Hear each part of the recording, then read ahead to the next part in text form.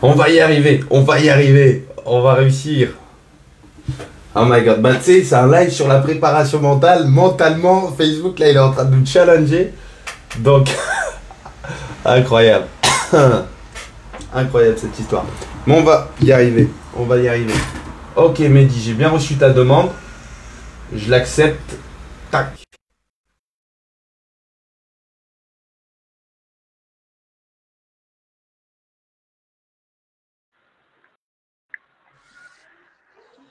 Bon, c'est bon Ok. ou pas là? Eh ben écoute, là c'est bon. On a l'image, on a le son, on a le gros plan sur nos grosses têtes, surtout la mienne. All right. Bon, je recontextualise, Vas-y. d'accord? Donc concrètement, Mehdi, déjà, ça me fait super plaisir de te voir comme ça, Bah, moi physiquement. aussi, ouais. Ça fait plaisir partagé, Najib. Toujours un plaisir de cette perspective de pouvoir discuter, échanger. Je vais expliquer, ou plutôt tu vas expliquer, tu vas te présenter. En attendant, pour les gens, n'hésitez pas à nous dire en commentaire, s'il vous plaît, de quelle ville et de quel pays est-ce que vous suivez ce live. D'accord? N'hésitez pas à nous dire à tout moment si vous nous entendez plus, s'il y a un problème, s'il y a un bug. C'est mieux si je tiens le micro comme ça, Mehdi? Non, là, c'est pareil pour moi en tout cas. D'accord. Ok, si c'est pareil pour toi, Ouais. je vais le laisser ici. Et c'est très bien alors. Qu'est-ce que je disais? Je vais expliquer le pourquoi de ce live, d'accord? À tout le monde. Je vais recontextualiser un peu et à partir de là, je vais te laisser. Ah, on a Justine qui nous suit de Sens. Ouais. Allez en voiture, Super. allez en voiture. Ah, alors attention, hein. All right. Donc, qu'est-ce que j'allais dire? Contextualisation, problématique, et ensuite, je vais te laisser, Mehdi, te présenter. Ça marche. D'accord? Go.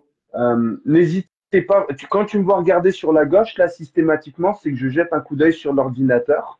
Charlie, promis, je touche plus à rien. On touche plus à rien, d'accord? On a quelques soucis techniques, mais avec le temps, ça va s'améliorer, d'accord? On est en train d'apprendre avec vous. Ça fait 7 ans d'ailleurs que j'apprends avec vous, que j'apprends en allant à votre rencontre, en enregistrant vos témoignages. J'ai eu le sentiment de grandir de manière accélérée depuis 7 ans en multipliant les rencontres. Mehdi, tu as fait partie de ces rencontres pour moi, en tout cas, de mon côté, depuis 2 ans, hein, je crois maintenant. Ouais, 2 ans, 2 bonnes années, ouais. 2 bonnes années qu'on s'est Ouais. retrouvés dans la vraie vie, que j'ai enregistré ton témoignage 2 fois. J'ai jamais diffusé. Je vous le diffuse dans la semaine, si Ah tout ouais, se passe bien. Lui-même, il ne sait pas qu'est-ce qu'il a dit, hein. Mais je me rappelle plus. franchement, c'est bien comme ça. Donc, depuis 7 ans, tu le sais aussi, Mehdi, c'est beaucoup de rencontres à l'international, en France. Votre rencontre à vous, c'était important pour moi dans le cadre de ce concept de pouvoir aller à la rencontre d'anonymes et de réaliser pleinement à quel point tu n'as pas besoin de rencontrer des personnalités ou des gens qui ont connu des success stories de fous pour être inspiré. L'inspiration, la sagesse, l'apprentissage, dès lors qu'on ouvre son cœur, son esprit euh, à la rencontre, on peut être bouleversé par tout un chacun. D'ailleurs, il y a un livre magnifique que j'ai jamais lu qui s'appelle Il suffit d'une rencontre pour changer de vie.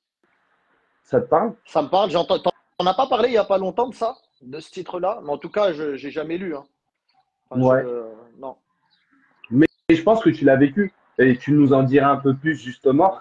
Euh, je pense aussi que parmi les gens qui suivent cette démarche, je pense que les gens, notamment qui sont sur ce live, c'est des gens qui sont dotés d'une empathie naturelle, d'une certaine sensibilité, d'une ouverture d'esprit, d'une générosité extraordinaire qui les amène aussi à rencontrer des gens dans leur quotidien, peut-être pas avec une caméra, mais qui les amène à être eux aussi bouleversés. Et n'hésitez pas à nous dire en commentaire, Narges, salut à toi, n'hésitez pas à nous dire en commentaire justement, à nous partager peut-être une anecdote d'une rencontre. Et réfléchis-y dès maintenant, Mehdi, parce que je vais te poser la question. Une anecdote d'une rencontre imprévue, spontanée, qui a eu lieu, qui a bouleversé votre existence. je te laisse y réfléchir, Mehdi. Je reviens à la contextualisation. 7 ans de rencontres, émotionnellement, c'est d'une intensité. euh, c'est comme tu sors de chez toi et tu te retrouves à être embarqué dans un océan. Tu sais jamais ce qui va se passer, mais tu as une idée. Tu sais qu'il va y avoir des tempêtes, des cyclones, parfois des tsunamis. Et émotionnellement, il faut vraiment pouvoir s'accrocher. Un point où euh, en 2018, j'ai enchaîné 2 mois, tout un été de rencontres et je faisais 2 à 4 rencontres par jour de personnes qui étaient issues de milieux totalement différents. Je pouvais rencontrer un EduxP le matin, un coach sportif juste après et un artiste peintre ou un chanteur dans l'après-midi. Quand tu enchaînes des rencontres comme ça, c'est comme si tu prenais une petite fusée, un petit vaisseau spatial et que tu allais dans un univers, puis dans un autre, puis dans un autre. Donc, émotionnellement, il faut s'accrocher. À un point où, à la fin de l'été, Mehdi, ce qui s'est passé, c'est que la dernière semaine de cet été, le lundi de cette première, donc c'était la dernière semaine, mais c'était le premier jour de cette dernière semaine, je venais d'enchaîner des rencontres et je me retrouve, je rentre chez moi et je me retrouve à pleurer. Émotionnellement, tu vois, je craque et je sens que mon corps physiquement n'arrive plus à supporter tous ces flux d'histoires, de parcours de vie, d'expériences, de blessures, de souffrances, d'épreuves. Et je comprends à quel point physiquement, mon corps, il doit être en mesure d'encaisser ce qui se passe sur le plan émotionnel. Le corps émotionnel et le corps physique doivent être alignés. Et par la suite, j'ai rencontré un préparateur mental qui me disait qu'on avait 4 corps. Un corps physique, un corps émotionnel, un corps spirituel et un corps mental. Souvent, on le voit avec des gens, en tout cas moi je le vois en thérapie, parce que pour rappel, je suis praticien en psychothérapie de mon côté. Souvent, on le voit en thérapie, des gens qui, leur corps a été amené à vivre des choses compliquées, notamment des violences, des agressions. Ben, ils vont aller chercher le soutien, soit dans le corps spirituel, soit dans le corps mental. C'est souvent l'un des deux. Généralement, même, c'est plutôt le corps spirituel. Mais le corps spirituel s'appuie sur le corps mental. Donc, 7 ans de rencontres filmées avec une intensité de plus en plus grande après chaque année et une volonté, là, dernièrement, de pouvoir me préparer, vraiment augmenter, accélérer ma préparation sur le plan mental. Alors, elle a toujours fait partie de ce cheminement en tant que psychopraticien. C'est impératif de se préparer mentalement aussi, hein. Mais du coup, en tant que thérapeute, c'est hyper important, en tant que thérapeute, de faire appel à des professionnels dans leur domaine pour pouvoir accélérer, tu vois, ce processus de, de construction de soi. Donc, c'est pour ça aujourd'hui, moi, que je fais appel à toi. Si Mehdi, tu peux nous partager cette petite anecdote de rencontre, te présenter et ensuite présenter ce que tu fais en essayant de faire le parallèle entre ce que tu fais et sa mise en application peut-être dans la situation qui est la mienne, en espérant que d'autres puissent se retrouver dans ce que tu vas nous partager. Ok. J'arrête de parler, je bon. laisse la parole à Mehdi. Merci à vous pour votre écoute. Tu veux que je commence par l'anecdote? Ouais, je veux bien. La petite anecdote, c'est en lien avec toi parce que moi, c'est pas une rencontre physique que j'ai eue, mais c'est une rencontre sur les réseaux à travers une de tes vidéos que tu as d'ailleurs publié en fait cette semaine. C'est l'intervention de Toufik que tu avais. Ouais. Tu as mis ces vidéos, je crois, dans la semaine. Et en fait, c'est à travers tous ces témoignages. J'étais dans mon lit un soir et j'ai tout écouté. Et en fait, ça a vraiment résonné en moi. Et je sais pas, à partir de ce moment-là, j'ai eu un déclic, un switch qui s'est opéré. En fait, ça m'a vraiment parlé et j'ai décidé de passer à l'action. En fait, ça a été le résultat.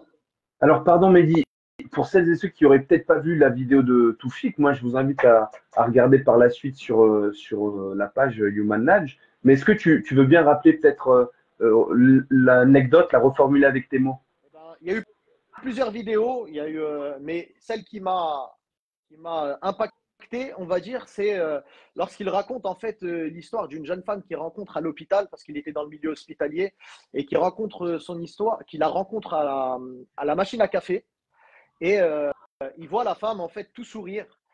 Du coup, il échange avec elle parce qu'il explique que à l'hôpital, la machine à café, c'est un peu le lieu de rencontre où tu viens un peu déposer un petit peu ce que tu as, les charges émotionnelles, etc. Et cette femme-là lui dit qu'elle a, il me semble, un cancer phase terminale et qu'il lui reste que quelques mois à vivre. Et à ce moment-là, lui-même, il dit dedans qu'il était super surpris. Et en gros, c'est l'enseignement qu'il en a tiré et que j'en tire aussi, c'est que cette femme-là a décidé de faire le tour du monde, en fait, de partir et elle s'est réjouie, elle a remercié le cancer et le niveau de sa maladie. Et lui, en fait, le raisonnement qu'il a eu, c'est en fait, on attend souvent, en gros, il se disait, même moi j'ai les moyens, je peux le faire et je le fais pas. Et comment cette femme, phase terminale, il lui reste que quelques mois à vivre. Et en gros, c'était la notion de zone de confort. En fait, on est dans une zone de confort tout au long de notre vie et on a du mal à s'en sortir parce que ce qu'il y a à l'extérieur, ça fait peur. En tout cas, là, c'est avec mes mots que je te l'exprime. Voilà, ça fait peur ce qu'il y a derrière. Et en fait, je me suis rendu compte que j'étais dans ma zone de confort. Tu vois? Donc, et là, c'est la bonne transition pour expliquer ce que je fais. Parce qu'à l'époque, et c'est toujours d'actualité, j'espère pour plus très longtemps, mais je travaille dans une collectivité et je suis un formateur jeunesse. Et du coup, j'étais là, j'avais mes 7 semaines de vacances par an, etc. Mais je sentais profondément que j'aspirais à autre chose. Mais j'étais là, voilà, j'avais ma petite vie, ma petite maison, ma femme, mes enfants. Je suis papa de 4 enfants, donc ça aussi c'est un autre travail. Euh, donc voilà, et j'étais là, mais Un comment grand salut à eux hein, qui nous regardent. D'ailleurs, ouais, un je, grand je salut pense, à eux. je pense qu'il te regarde là. Mais du coup voilà, du coup je me suis dit, mais en fait, est-ce que là ça me parle pas? Est-ce que je suis pas dans ma zone de confort? Il serait peut-être temps que je change, que j'aspire à autre chose, parce que c'est ce que je voulais profondément. Et moi, ce que j'ai toujours voulu, c'est transmettre des choses en lien, je pense, avec ma mission de vie. Tu vois, j'ai toujours voulu aider les gens, transmettre depuis tout petit. Ça me fascine, ça me plaît. Et voilà. Et là, ça a été un déclic pour moi et je me suis questionné, introspection. Dans la foulée, je t'ai contacté. Dans la foulée, vraiment, je crois le lendemain de cette vidéo, je t'ai contacté parce qu'à l'époque où tu l'as diffusée, en tout cas, je crois que tu étais en Tanzanie. Et, Mm.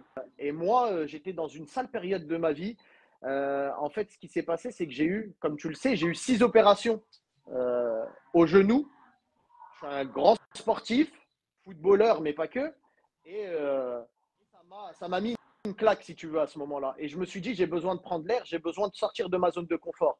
Et le meilleur moyen de sortir de ma zone de confort, c'était de partir, te rejoindre. Et du coup, je t'ai contacté pour te rejoindre. Ça n'a pas pu se faire, malheureusement.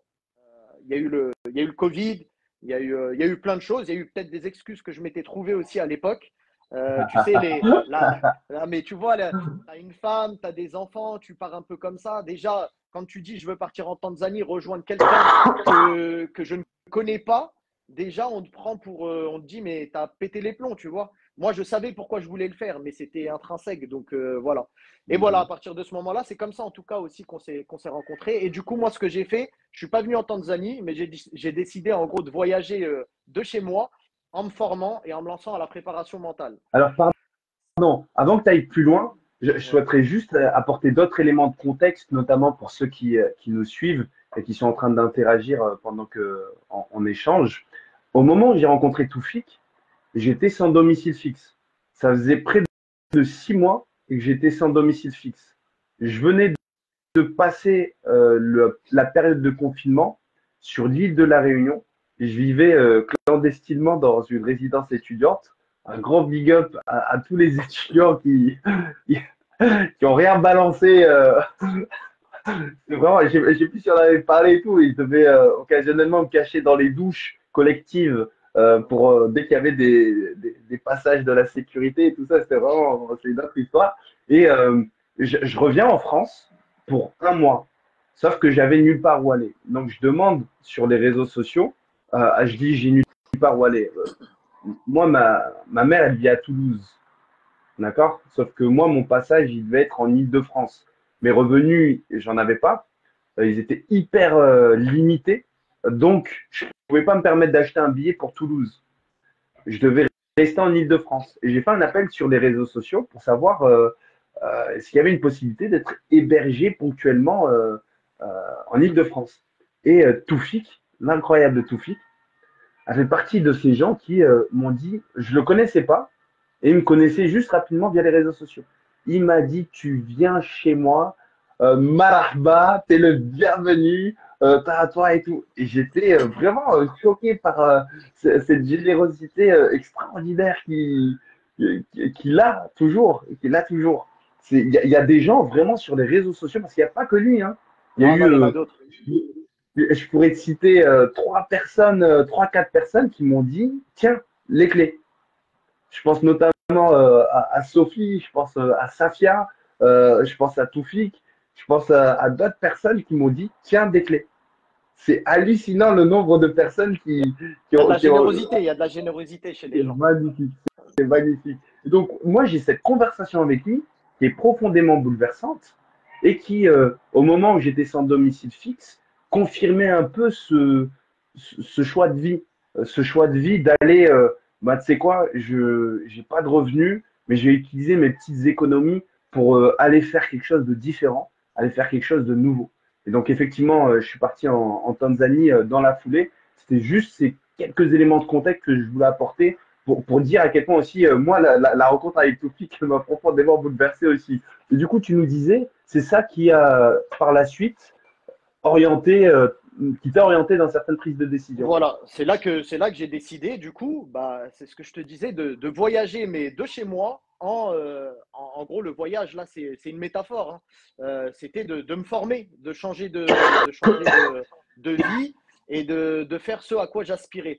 Et moi, le mental, c'est quelque chose qui est beaucoup revenu dans ma vie, en fait. Enfance assez compliquée, etc. Et toujours, enfin, il y avait cette notion de garder la tête haute, la notion de résilience que j'avais à travers mes blessures. Tu vois, moi, mon rêve, c'était de devenir footballeur professionnel. Mm. J'avais certaines touches, etc. Là, c'est pas les ligaments croisés. Tu sais, souvent, on entend ligaments croisés. Mais c'est presque ça, hein, au final, hein. Et, euh, et en fait, blessure sur blessure, opération, grève, don d'organes, plein de choses, tu vois. Et en fait, à chaque fois, euh, bah, je revenais, tu vois. Et en fait, mon moteur, c'était quoi? C'était que les gens me disaient, bon, bah, ça y est, Mehdi, fin de carrière, c'est fini. Et j'arrivais pas, en fait, à me dire que au-delà de quelque chose de plus grand que moi, pour moi, j'étais le seul à décider quand est-ce que j'arrêtais ou non. Et du coup, c'était mon moteur pour revenir. Et je revenais à chaque fois encore plus fort. Et souvent, j'ai entendu, Mehdi, vraiment gros mental. Mehdi, vraiment gros mental. Franchement. Et puis voilà. Et puis, après, j'ai accompagné certaines personnes de mon équipe, certains jeunes, etc. Et je voyais que ça portait ses fruits. Et en fait, je me suis dit, mais c'est ça, en fait. Et ça m'anime, ça me plaît, c'est ce que je veux faire. Et c'était en cohérence avec le travail que je faisais aussi. Tu vois, j'essayais de remobiliser des jeunes, tu vois, qui étaient un peu fébriles, qui se posaient des questions. Et je sais que ça marchait, sans parler de mon entourage familial pour lequel à chaque fois je suis là et j'essaie de donner les meilleurs conseils possibles. Et du coup, je me suis formé. Euh, j'ai eu mon diplôme en préparation mentale et en parallèle, j'ai continué à travailler là où j'étais. Et je suis tombé dans un service avec une collègue avec qui je m'entends super bien. Le travail qu'on faisait était au top. Bah, d'ailleurs, tu la connais, tu l'as rencontré, puisque par la suite, tu es venu, on t'a sollicité pour un projet. On t'a sollicité deux fois au final, où tu es venu pour parler au groupe de jeunes qu'on avait. Et voilà, et ça a été super enrichissant d'ailleurs pour tout le monde, vraiment. Ils en redemandent. Euh, voilà. Et du coup, bah, j'ai laissé de côté, si tu veux, mon activité de préparateur mental. J'ai continué à accompagner quand même certaines personnes. Ça a porté ses fruits, mais pour autant, tu vois, j'avais un blocage. J'arrivais pas à me faire payer. J'avais ce manque de légitimité, le syndrome de l'imposteur qui était tout le temps dans ma tête. Et voilà, et du coup, je travaillais, je faisais ça à côté, et en fait, c'était beaucoup de dons. Voilà ce qui s'est passé. J'ai continué et dernièrement, comme tu le sais, à nouveau, je dois me refaire réopérer. Ça devient urgent. Du coup, il m'est arrivé un petit pépin. J'ai dû être en arrêt de travail, bloqué chez moi. J'aime pas la procrastination. J'aime pas rien faire. Donc, je me dis quoi? Je me dis, bon, faut que je passe au niveau supérieur. Peut-être que c'est un signe de l'univers, je sais pas qu'on m'envoie, où il faut que je m'actionne, mais je ne peux pas rien faire, tu vois. Et parenthèse, on s'est aussi revu une fois à Paris, toi et moi, où je suis venu te voir sans savoir. En vrai, je suis venu te voir. Je suis même pas venu te voir. Je t'ai dit, je vais à Paris, je sais pas ce que je vais faire, mais j'ai besoin de souffler. Et puis, tu m'as dit, on se voit, etc. Et on s'est vu. Et ben, tu vois, cette rencontre-là, c'était la troisième. Même celle-ci, elle a été un peu décisive pour moi et elle m'a conforté, un peu comme toi avec Toufik, elle m'a conforté dans ce que j'étais en train d'entreprendre, tu vois. Parce qu'on a passé une longue journée, il y a des échanges qui ont été très longs et qui m'ont aussi impacté. Et du coup, je me suis lancé dans… Pardon. Alors, on va maintenir le suspense jusqu'au bout. Je vais faire juste une petite parenthèse pour celles et ceux qui ont vu la vidéo dans le métro, là où je prends la parole. Elle est filmée par quelqu'un. La personne qui filme, elle est ici, dans ce live. Euh, je- Effectivement, Mehdi, maintenant, ce qu'il va venir en Île-de-France. Et en tant qu'entrepreneur, ben, c'est vrai que c'est rare de, comment dire, moi, je m'accorde pas souvent des moments de pause, là où je fais rien, parce que j'aime ce que je fais déjà. Donc, tu vois, comme j'aime ce que je fais, je vois pas pourquoi je ferais une pause dans ce que j'aime. Je pourrais le faire toute la journée de 4 heures du matin à minuit. Donc, je m'accorde pas souvent de pause, mais quand il y a une pause qui, je la ressens comme, voilà, il faut que ça se passe, tu vois. Ben, je me dis comment je peux mettre réellement à profit cette rencontre, ce moment de pause. Quel apprentissage je peux en tirer, quelle expérience je peux vivre. Souvent, quand on se retrouve entre amis, entre familles, on va se poser, on s'assoit, on mange, on discute et ça tourne en rond. Ça va parler de sujets dont on n'a pas la maîtrise, dont on n'a pas la connaissance, dont on n'a pas le contrôle, juste bla bla bla bla bla. Et moi, je déteste le bla bla bla bla bla. Donc, je me dis, ok, vraiment, quels apprentissages on peut tirer, quelle expérience est-ce qu'on peut vivre ensemble. Donc, je me suis dit, Mehdi est là, sa spécialité, c'est la préparation mentale. Depuis 2 ans, je te côtoie, je sais à quel point tu accompagnes les gens par tes mots, par ton énergie, par ta présence, tu les amènes à atteindre leurs objectifs ou à se dépasser. J'ai vu ça avec l'équipe de futsal. C'était un moment extraordinaire. Tu es toujours coach ou Ouais, bah, c'est bon, tu as arrêté? non, si, toujours, mais à Paris 14, pas très loin de chez toi. Du coup, je me rapproche. Depuis peu, j'ai signé un contrat avec un club, on va dire, plus structuré et qui aspire aux mêmes objectifs que moi. Donc, Bah, excellente nouvelle. voilà. Donc, c'est tout récent, hein. Il y a plein de choses qui se bousculent en ce moment, mais c'est très bien. Et voilà. Tout ce qui se passe, c'est pas anodin, tu vois. On en a déjà parlé. C'est mon premier live, hein, je te l'avais dit, c'est mon premier live. Je fête aujourd'hui mes 36 ans. Tu vois, il y a plein de trucs comme ça, c'est pas anodin. Donc, oui, Magnifique. toujours coach, mais avec la partie préparation mentale, puisque je vais m'occuper justement de la préparation mentale de tout l'effectif en fait senior, adulte. Donc, Ok, donc voilà, ça super. continue dans cette voie-là. Super. Bah écoute, moi je clôture juste l'anecdote du métro qui est que voilà, je savais que parler publiquement, qui plus est dans le métro parisien, ça demande vraiment énergétiquement d'être avec quelqu'un en qui tu as une confiance absolue, en qui tu sais que elle aura zéro jugement. C'est ton anniversaire aujourd'hui? Ouais, 36 ans No aujourd'hui. way! Ah oui. Attends, là je suis en mode karaoké. Non, mais reste comme ça. C'est le karaoké. T'allais dire tes chansons là. Ouais, c'est bon, tu m'entends bien? Justine, elle t'a balancé. Hein. Ah, Etienne, elle t'a balancé. Il y a tous tes collègues et toute ta famille qui te balancent. Hein. Bon, bah, on lui souhaite joyeux anniversaire en commentaire. Elle avait dit incroyable. Merci, merci, 36 merci. ans. Hein. Ouais, 36. Ouais. Incroyable. Et donc, justement, ce jeune homme de 36 ans, j'avais full confiance en lui. C'est le genre de personne, dès qu'on le rencontre, on a full confiance C'est en gentil. Mehdi. Donc, je me suis dit, j'ai confiance en lui pour faire le truc le plus fou, pour un timide, pour un introverti. Donc, mille merci à toi de m'avoir accompagné dans ça. Et donc, aujourd'hui, l'accompagnement que tu proposes, Alors, du coup, moi, j'ai continué donc à me former et dernièrement, du coup, je me suis lancé dans la dépolarisation. La dépolarisation, je t'en avais parlé, donc c'est une marque déposée et tout. C'est pour ça aussi que, voilà, c'est bien de le préciser. Pour pouvoir l'utiliser, il faut être diplômé. Là, je suis en cours actuellement, j'ai un mémoire à rendre. D'ailleurs, je suis encore ouvert à recevoir des personnes. Pour mon mémoire, ça va m'aider, tu vois. Mais j'accompagne déjà des personnes parce que j'ai l'autorisation. Donc voilà, la dépolarisation, c'est quoi? C'est euh, la pyramide de Diels. Ça te parle? les 6 nivologies. Voilà. Tu sais, le premier niveau, c'est ton environnement, comportement, Ouais. capacité, croyance, identité, puis ta mission tout en haut. En fait, à travers la dépolarisation, on vient s'attaquer directement à l'identité. En fait, la pyramide de Dietz, c'est pourquoi? C'est pour ceux qui ne savent pas, c'est pour identifier en fait où se situe le problème, à quel niveau se situe le problème dans la pyramide.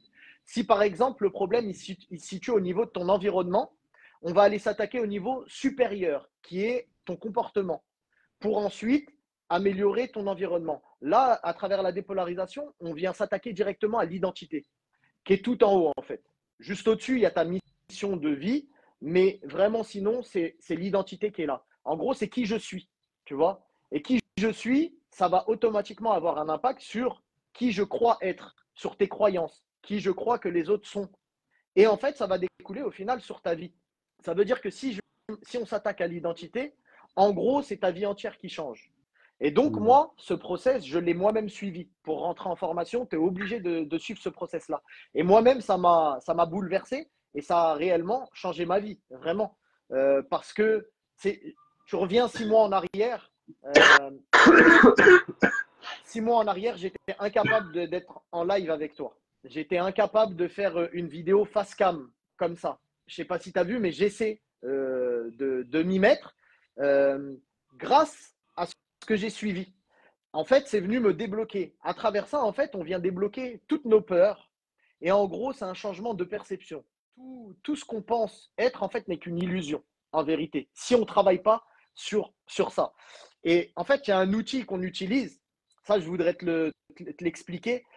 Tu sais, tu as des visions, en fait. T'as plusieurs angles de vue sur un dé. T'en as Ouais. combien? T'en as 6. Ouais. T'en as 6 des angles de vue. Tu sais combien il y a derrière celui-ci? Quel chiffre c'est? C'est 6, je crois. Ouais, ouais. Parce qu'en fait, tous les opposés font 7 quand tu les additionnes. Ah, ok. Et en Waouh. fait, on l'utilise vachement. Pourquoi? Parce que donc, on prend ça comme des angles de vue. Il y a 6 angles de vue. Mais pourtant, tous les opposés font 7 quand tu les additionnes. Parce qu'en fait, on part du principe où il y a un septième angle de vue. Et ce septième angle de vue, moi, c'est ce que j'appelle le satellite. En fait, on vient voir de loin et tourner, graviter, comme un satellite gravite autour de la Terre. On vient graviter autour de tous ces angles de vue-là. Et c'est ce qui donne ce septième angle de vue. Et en fait, moi, dans les process que je fais, et le principe de la dépolarisation, c'est d'essayer d'être sans cesse dans ce satellite-là pour voir tous les angles de vue. C'est aujourd'hui, pour te donner un exemple, si je te demande s'il fait jour ou s'il fait nuit, là, tout de suite, on est sur la Terre, on va répondre, il fait jour. On est d'accord. Sauf qu'il fait Ouais. aussi nuit. Alors, Ouais. il fait jour. Mais si tu t'élèves, tu verras que de l'autre côté de la Terre, il fait aussi nuit en même temps. Tu comprends un peu par rapport à ça? Et après, je En fait, t'illustre traits de ouais, non, vas-y. caractère. Vas-y. Maintenant, je t'illustre par rapport à des traits de caractère. Euh, pour comprendre, en fait, on vit dans un monde de dualité. Tout est son opposé. Le bien et le mal, le chaud et le froid. Et en fait, dans tous les traits de caractère, dans tous les concepts que tu vas avoir dans la vie, que tu vas qu'on va t'insérer à travers tes expériences de vie, à travers ton éducation, à l'école, partout, tu vas apprendre certaines choses. Mais on part du principe où l'être humain, il est tout. Il est tout à la fois. Il n'est pas bien, il n'est pas gentil, il n'est pas méchant, il est gentil et il est méchant. Il est humble et il est arrogant. Introverti, mais il est aussi extraverti. Sauf qu'en fait, nous, on se colle des étiquettes, on se colle des concepts parce on nous les injecte par rapport à nos expériences de vie. Euh, et pour t'illustrer mon propos, je vais te parler d'une histoire simple. Quand j'étais petit, euh, j'aimais bien participer aux, aux discussions des adultes. J'entends un chien derrière. T'as un chien, Najib? Non, mais ici, on l'entend de là-haut, tu vois. Parce que la dernière fois, il y avait un live et il y avait un chien qui était pas très loin. Je me dis, il t'a Mais suivi c'est ou c'est impressionnant. quoi? Là, il y a une récurrence avec les chiens et ça continue, ça continue. Donc, je continue. Moi, quand j'étais petit, j'aimais participer aux discussions d'adultes. Et en fait, souvent, quand je parlais, mon père ou quoi qui me disait chut. Là, c'est les adultes qui parlent. C'était pas méchant, c'était juste inapproprié, selon moi, à l'époque. Et je te fais un autre parallèle et j'espère que tu vas comprendre. Euh, il y a aussi, j'ai appris que le cerveau, en fait, il est triunique. Tu as le cerveau limbique, reptilien et le néocortex. Et si je dois te les assimiler à des personnages, je te dirais que le reptilien, c'est Hulk, d'accord? Lui, dès qu'il y a une alerte, il s'énerve et voilà. C'est la survie. C'est vraiment la survie. Le limbique, c'est Calimero, tu sais, c'est l'émotionnel, l'apprentissage, la mémoire. Et le néocortex, c'est Albert Einstein. Voilà, c'est la raison. C'est celui qui nous dit si c'est bien ou si c'est mal. Sauf que du coup, tu as une partie inconsciente et une partie consciente. Et cette partie inconsciente, en fait, elle fuit le mal et elle recherche la notion de plaisir. D'accord?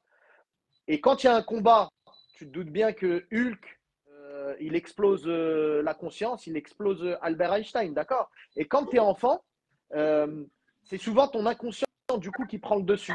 Et donc, pour revenir sur l'histoire de la timidité, d'accord? Parce que c'est ça c'est là où je veux en venir.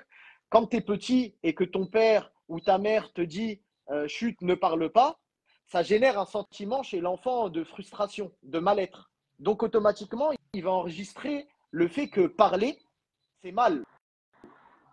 Que parler, c'est mal. Se taire, c'est bien. Et ce qui a fait Mm. que durant toute mon enfance, mon adolescence, j'ai été un enfant timide. Pas que dû à ça. Après, j'ai eu mes expériences à l'école, dans le sport et autres. Mais en fait, j'ai toujours cru que j'étais quelqu'un de timide. Et je dis, j'ai cru que j'étais quelqu'un de timide. Pourquoi? Parce qu'en fait, c'est juste ce qu'on m'a mis, ce que mon inconscient m'a dicté. Mais en prenant de la hauteur, j'ai travaillé sur ce trait de caractère-là, que je pensais être bien, la timidité, et du coup, je fuyais le fait de parler en public, etc. Et c'est venu, à travers la dépolarisation, en voyant tout ce que ça m'a apporté, etc., c'est venu switcher, ça m'a complètement changé. Ça, c'est une partie seulement. En gros, tout ça, pour te dire, moi, j'ai eu la peur de l'échec, le syndrome de l'imposteur, le manque de légitimité. Tu vois, tout ça parce qu'on est venu m'injecter des choses dans mon cerveau, étant petit et dans tout mon parcours de vie. J'avais de gros problèmes avec plein de concepts. Aujourd'hui, je me rends compte que gentil, c'est bien, mais que méchant, c'est bien aussi. Ça peut paraître bizarre de dire ça comme ça, tu vois. J'ai fait un gros travail sur le mensonge. Pour moi, le mensonge, c'était quelque chose que je bannissais. Parce qu'à partir du moment où tu te dis que quelque chose est bien, tu vois, quelque chose est bien, tu vas automatiquement te dire que son opposé est mal. Et donc, tu vas le fuir. Et pour être pleinement toi et redevenir le tout, on a affaire à la dépolarisation pour se réapproprier tous les traits de caractère qu'on a gardés dans notre anti-mémoire. Tu vois, c'est comme si on était un puzzle et en fait, tout au long de notre vie, on rencontre des personnes, on a des expériences et on enlève une partie du puzzle. J'enlève le méchant et je le mets dans ma poche. J'enlève l'extraverti, je le mets dans ma poche.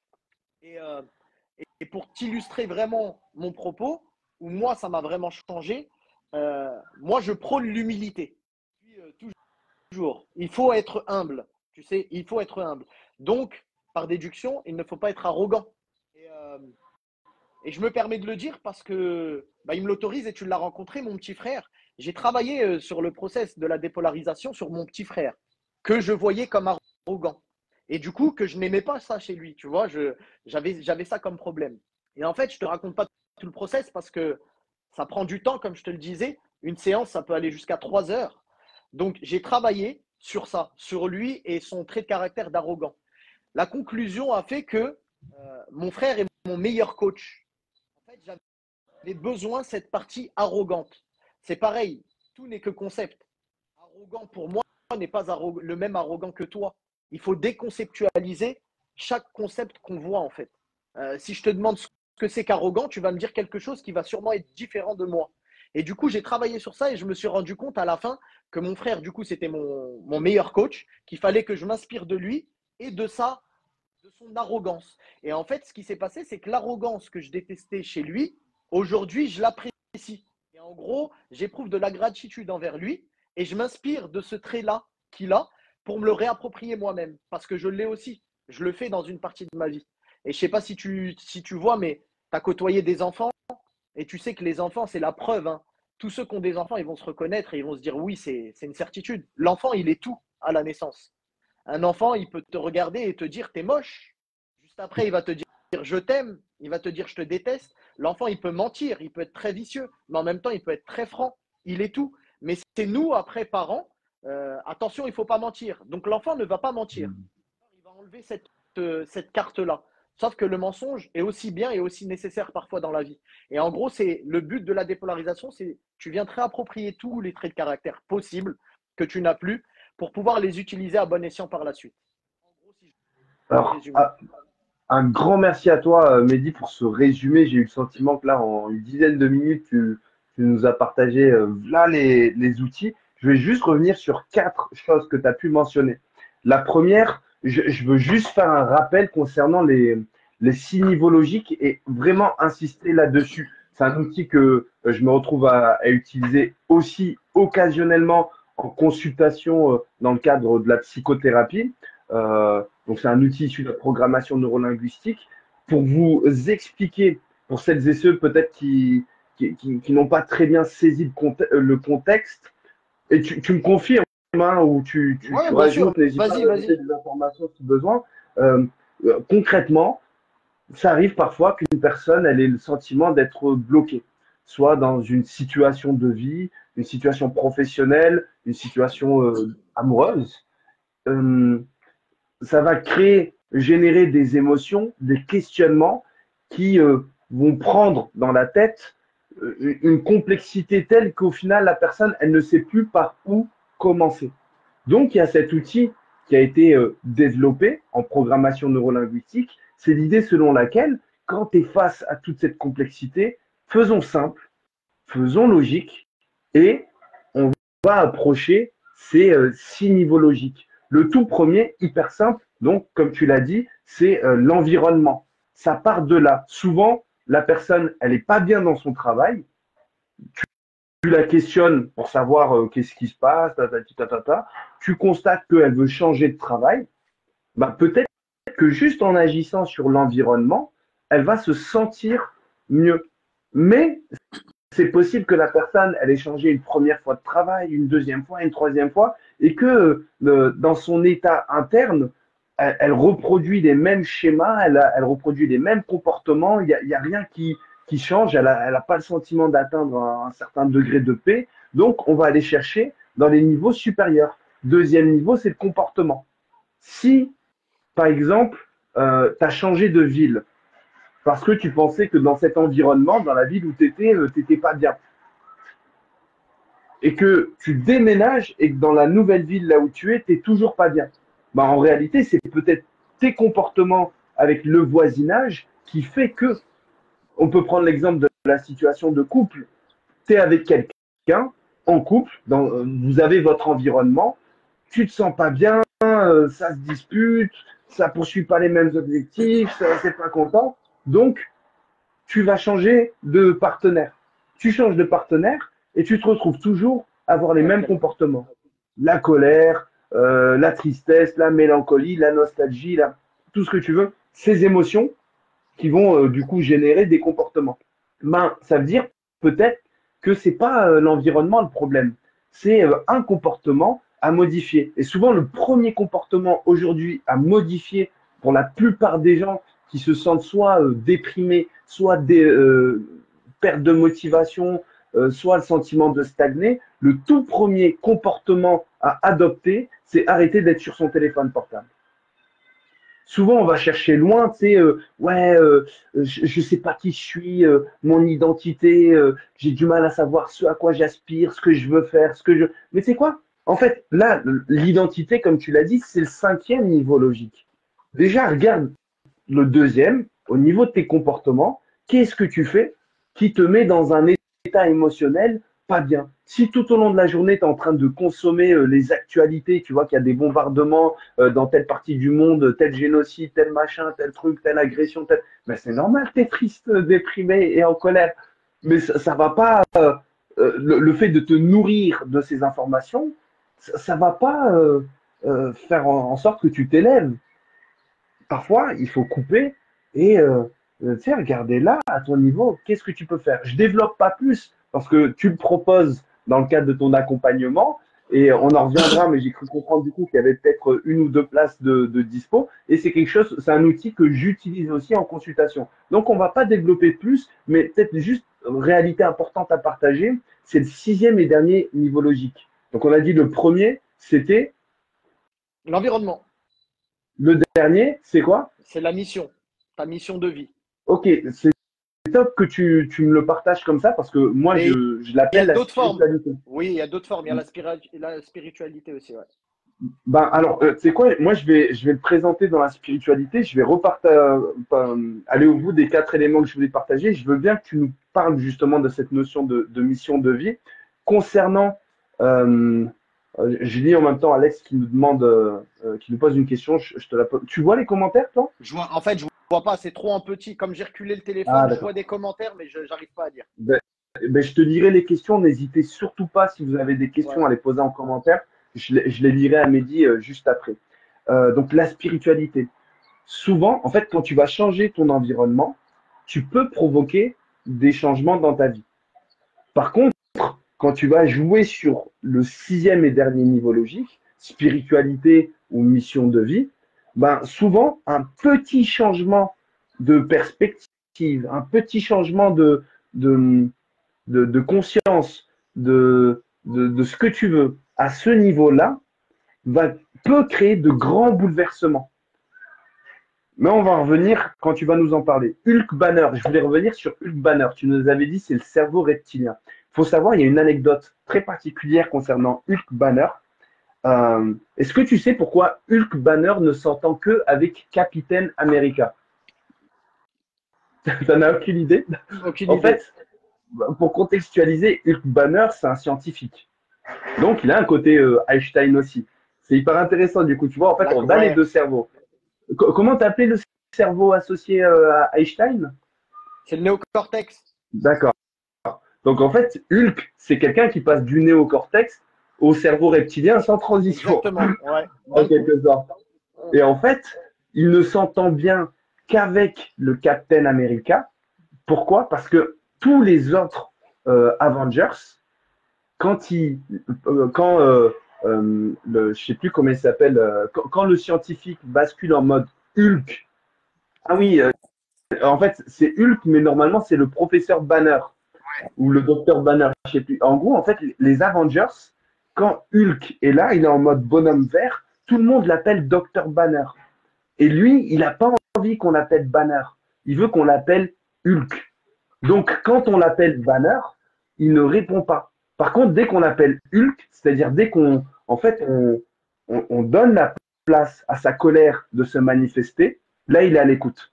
Mais par contre, quand on le rappelle, quand on le renvoie à ça, ah oui, merci Salim, Bruce Banner, quand on l'appelle Bruce Banner, on le renvoie à sa rationalité, sauf que là, il est en mode Hulk. Il n'a pas envie d'agir avec la tête, il veut agir avec les muscles.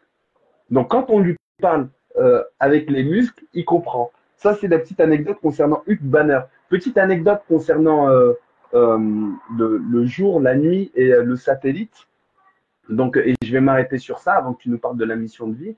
En fait, j'ai eu une réaction particulière quand tu nous as présenté le dé et que tu m'as demandé si c'était le jour et la nuit. Parce que au mois de janvier, j'étais dans l'Atlas marocain et on m'a dit cette blague. En fait, je suis en train de trouver le sens de cette blague maintenant. Le, D'accord. le, le gars m'avait dit quoi? M'avait dit c'est deux personnes qui se rencontrent. Il y en a un, il dit c'est le jour. L'autre, il dit c'est la nuit. Et ils sont là en train de débattre, de s'embrouiller, de déblatérer pendant des heures, jusqu'à ce qu'ils croisent quelqu'un. Et il dit excuse-moi, toi, tu peux nous dire là, c'est le jour ou c'est la nuit? Tu sais ce qu'il leur a répondu? Non, Si tu as vu la vidéo, tu sais. Si tu n'as pas vu la je vidéo, l'ai tu pas sais vu. pas. Je l'ai pas vu. Il leur répond quoi? Il leur répond, je sais pas, je suis pas d'ici. D'accord. Sauf que, en fait, bah, le jour ou la nuit, normalement, c'est évident. Et là, je fais le parallèle avec ce satellite. Ouais. J'ai le sentiment que ce satellite, justement, il a cette capacité de recul et de se dire, je suis pas en mesure de dire qui a raison de suite. Je prends du recul et je regarde toutes les parties. Voilà. Exactement. C'est juste. Ouais. Tout ça, tu vois, il y a le jour et la nuit, mais il y a aussi, depuis que j'ai appris tout ça, que j'ai développé ça chez moi et que maintenant c'est ancré en moi, je me prends beaucoup moins la tête. Et franchement, niveau conflit, ça va être dur tu sais, d'avoir des conflits avec moi aujourd'hui. Je parle surtout quand on doit juger quelqu'un. Tu vois, ah bah dis donc, lui, il est égoïste. En fait, à un instant T, on peut être traité d'égoïste, mais dans le même moment, on peut être traité d'altruiste, de généreux. Si demain, bah, je sais pas, c'est ton anniversaire, tu me dis de venir et je refuse parce que je décide d'être avec ma famille, dans le même moment, des personnes vont dire Mehdi, il est égoïste, il pense qu'à lui, à l'anniversaire Hmm. de Najib. Et dans le même moment, ma famille va me dire que Mehdi, il est trop généreux. Je ne sais pas si tu vois ce que je veux dire.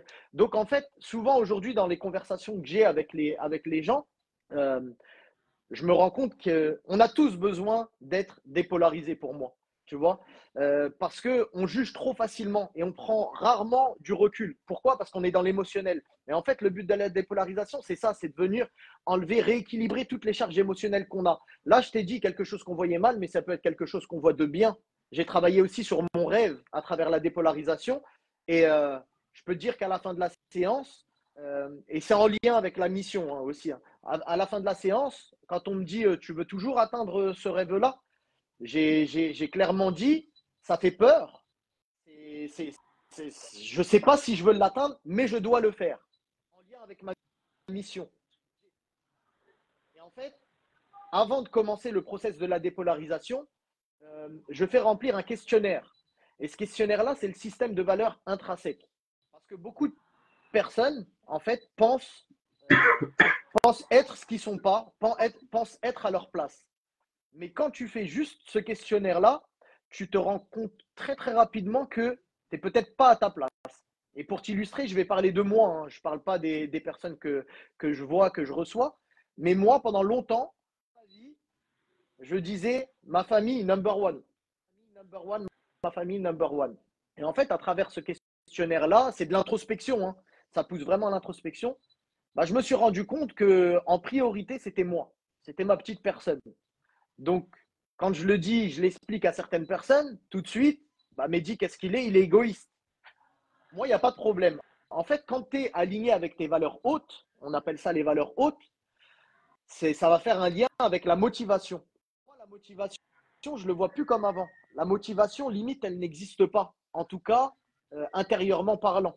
La motivation, on va pouvoir agir de l'extérieur. Il y a des choses qui vont venir de l'extérieur, qui vont peut-être influer sur notre motivation. Mais quand tu es aligné avec tes valeurs et tu sais pourquoi tu fais les choses, tu n'as plus besoin de motivation. Si on parle de nos passions, tu es passionné par le cinéma, tu n'as pas besoin de te motiver pour aller au cinéma. Même si tu es fatigué. Moi, moi, en fait, c'est là que je me suis rendu compte que ce qui m'animait, c'était moi et c'était mon développement personnel. Number one. Et comment je le sais? Aujourd'hui, on me dit, Mehdi, tu mets 3 000 euros dans une formation sur le développement personnel, etc., ou tu mets 3 000 euros pour aller avec ta famille à Tahiti en vacances 15 jours, je vais choisir de prendre la formation et de ne pas partir en vacances. Alors, certaines Alors, personnes, tu vois, justement, je serais curieux parmi les gens qui suivent, là, la quarantaine de personnes qui est avec nous. Vous, demain, vous avez 3 000 euros, vous les mettez plutôt dans des vacances à Tahiti ou dans une formation. Parce que j'ai le sentiment que ça dépend aussi du contexte. Bien Je te donne un sûr. exemple, et peut-être que justement, tu vas pouvoir nous donner des exemples d'application de la dépolarisation. Euh, Il y a peut-être quelqu'un qui aujourd'hui est dans son travail, dans son activité professionnelle, mais ne s'épanouit plus comme avant. Elle est dans un job alimentaire. Et peut-être qu'aujourd'hui, elle n'a pas la clarté d'esprit pour se dire j'ai envie de me former dans tel domaine, dans telle discipline. Moi, je te donne un exemple en lien avec une personne que j'ai eue en consultation dernièrement. Ah, je vois déjà, il y en a qui disent formation, Mohamed qui dit vacances pour se régénérer. Voilà, ben justement, c'est là où je voulais en venir. Euh, la personne, donc, elle était dans le cadre d'un travail. Ça, elle sentait qu'elle commençait à prendre de la distance, que ça se passait pas forcément bien. Et tu sais, toujours quand c'est comme ça, il y a des réunions, ça discute et ça va proposer des pistes d'orientation. Et donc, on lui a proposé de faire une formation pour 10 000 euros. 10 000 euros de formation. Sauf que, comme elle n'était pas dans l'état physique et l'état émotionnel de savoir réellement ce à quoi elle aspirait, bah, elle a fait cette formation, mais elle n'a pas mis à exécution par la suite ce qu'elle a appris. Donc, peut-être que dans l'absolu, elle aurait eu besoin de partir en vacances pour justement, comme l'a dit Mohamed, se régénérer, euh, souffler un peu avant de savoir qu'est-ce qu'elle va faire. Donc, toi, justement, dans une telle situation, est-ce que tu as la réponse à cette question? Est-ce que toi, justement, tu as eu besoin de partir avant de savoir que tu voulais te former et mettre les 3 000 euros là-dedans? Est-ce que tu as mis 3 000 euros peut-être ou une certaine somme dans des vacances avant de te former? Alors, alors déjà, avant de te répondre, il faut savoir que ton système de valeurs, tes valeurs hautes, elles changent en fonction de ton état, en fonction de ton environnement, en fonction de plein de choses. C'est-à-dire que ça, c'est quelque chose qu'il faut à chaque fois, c'est de l'introspection en fait, il faut à chaque fois se poser les bonnes questions. Moi, je dis toujours, pourquoi vous êtes là? Pourquoi vous êtes ce que vous êtes? Qui vous êtes déjà? En fait, c'est déjà, on est des êtres humains avant d'être des fers humains et des avoirs humains. On est des êtres humains. Donc, c'est de savoir qui nous sommes. C'est la première chose. Et par rapport aux valeurs hautes, si je dois te l'illustrer, pas à travers la formation, parce que là, j'en ai pas. C'était un exemple comme ça, je t'ai donné une somme, je t'ai donné ça. Mais moi, dans mes valeurs hautes, pendant des années, ça a été le sport. Et ça a été le sport de haut niveau. Ça a été le football. Sauf que, à un moment donné, ça a été obligé de changer. Pourquoi? Parce que j'ai été blessé. La santé est passée au-dessus. Donc, bien sûr que, en fonction de chaque personne, ça change. Et ce qui est important, c'est d'être aligné avec ses valeurs hautes. À partir de ce moment-là, on s'en fout du jugement de l'autre. Moi, quand j'ai dit ça à certaines personnes et qui m'ont dit, mais t'es égoïste, t'es égoïste. Je lui ai dit, je suis égoïste selon toi, mais selon moi, je ne suis pas égoïste en fait. Je réponds simplement à mes valeurs hautes. Et tout ça pour dire que les gens, souvent, ils répondent aux valeurs de leur entourage. Tu vois, ce qui est bien, selon l'entourage, bah, je vais le faire. Voilà, je vais me mettre dans cette posture, je vais être comme ci, je vais être comme ça. Mais en fait, sois aligné avec toi, c'est le plus important, tu vois. Et tu n'auras pas besoin de motivation. Et tu parlais du monde de l'emploi, là, du salariat, quelqu'un qui est dans un poste. J'ai été le cas de figure, enfin voilà, l'exemple concret où je suis dans un poste que j'apprécie, que j'aime, mais il me fallait de la motivation pour continuer à faire ce que je faisais parce que j'étais pas aligné, parce qu'il y avait des choses extérieures qui venaient altérer tout ça. Du coup, c'est pour ça que je me suis recentré, j'ai appris, je me suis formé. Et souvent, les gens ils vont te dire, ouais, mais former, ça coûte de l'argent, etc. Si tu n'as pas d'argent à mettre dans la formation, c'est que peut-être c'est pas dans tes valeurs hautes, c'est pas dans une chose primordiale pour toi. Tout simplement. Tu as de l'argent à mettre pour certaines choses. Moi, tu me dis un cinéma, tu mets de l'argent ou tu manges, je mange, mais c'est mon choix. Et un livre, pareil, les lecteurs, ils vont te dire, moi j'achète. Et en fait, souvent, on trouve que c'est pas normal en fait. C'est pas normal d'être comme ça, mais c'est pas normal selon ta perception, ton angle de vue. Mais si tu prends de la hauteur, tu vas voir que la personne déjà n'a pas la même vie. Comme tu le sais, Najib, on est unique. On est tout, mais on est unique. Même des jumeaux, ils ont une ADN différente. Tu vois ce que je veux dire? Mais pour autant, on est le tout. C'est c'est un peu complexe dit comme ça, mais je pense que tu vois ce que je veux dire. Donc, c'est important de vivre pour soi, et pas pour les autres. Mais pour ça, il faut vraiment aller à la quête de soi-même et de savoir qui on est. Et souvent, moi, tu vois, dans mes accompagnements, ou même pas dans mes accompagnements, j'ai des personnes qui vont me dire, mais en fait, toi, tu accompagnes les gens faibles, fragiles. Non, pas du tout, en fait. C'est justement, quand les personnes me disent ça, je dis c'est selon ta perception maintenant. Mais aujourd'hui, j'accompagne des sportifs de haut niveau. En tout cas, si ce n'est pas de haut niveau, c'est des sportifs qui aspirent à optimiser leur performance, à évoluer. Des salariés en voie de reconversion, des malades, des personnes malades, atteintes de maladies, tu vois, et en fait qui ont une charge émotionnelle forte et qui voient probablement qu'un côté du D ou deux, tu vois. Mais derrière chaque, il y a un bien derrière, tu vois. Il y a quelque chose. Et je fais le lien avec la spiritualité. Dans beaucoup de domaines, tu vois, on dit, en fait, après l'épreuve vient la facilité, etc. On entend souvent ça. En fait, avec la dépolarisation, tu viens conscientiser tout ça. Tout ce qui t'a challengé, ça te fait que grandir, en fait. À chaque fois que tu vis quelque chose, ça te fait grandir. Tu peux accompagner des personnes qui ont été violées, tu vois, des personnes qui ont perdu un enfant. Et en fait, c'est normal, l'émotionnel, tu sais hein, comment c'est. Tu vas voir que là. Et puis, tu vas voir qu'une partie de la face, qu'un angle de vue. Mais après, quand tu prends de la hauteur, et c'est peut-être pas tout de suite, il faut aussi le bon timing par rapport à la charge émotionnelle. Si c'est trop fort, une dépolarisation dans l'instant T parce que tu viens de perdre ton enfant, ça va être très très dur à dépolariser et à alléger la chose. Mais à la fin de la dépolarisation, le but, c'est d'avoir de la gratitude.